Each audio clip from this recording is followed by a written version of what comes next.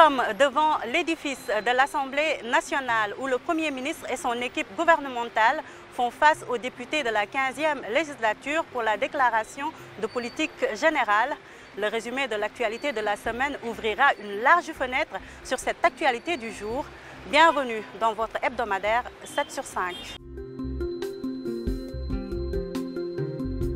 Revenons d'abord sur l'agenda de la semaine du chef de l'État. Le président Bassirou Diomaye Diakhar Faye a reçu en audience le directeur général de la Société financière internationale IFC, Makhtar Diop, au Palais de la République. Il a fait part au chef de l'État des avancées et des perspectives du programme de l'IFC qui prévoit de doubler son niveau d'engagement au Sénégal.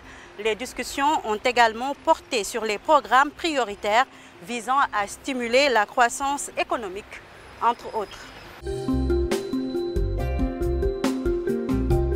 Et le mardi, en audience toujours, le chef de l'État a reçu Oumar Kane, alias Reug Reug, champion du monde de MMA, et Mohamed Tafsir Ba, champion de kickboxing. Ces athlètes ont été élevés au rang de chevaliers de l'Ordre du Mérite pour leur parcours exemplaire et leur engagement à porter haut les couleurs du Sénégal.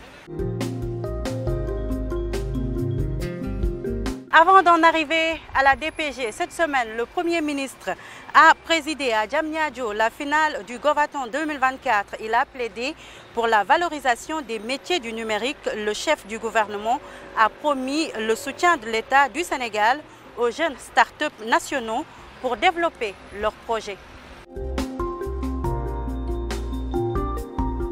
Nous vous le disions tout à l'heure, le Premier ministre et son équipe gouvernementale font face aux députés de la 15e législature pour la déclaration de politique générale.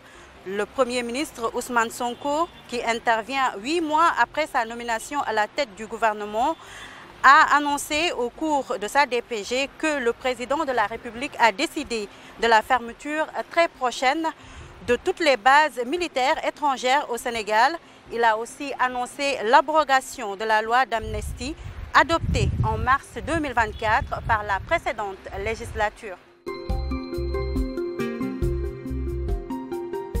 Toujours à l'Assemblée nationale avec le vote de la loi de finances rectificative qui a eu lieu mercredi. 1875 victimes ont été identifiées dans les manifestations politiques préélectorales, a annoncé au cours de ce vote le ministre des Finances et du Budget, Cheikh Diba. Il a également déclaré que 112 dossiers ont été approuvés et 99 déjà pris en charge pour un montant de 108 millions de francs CFA.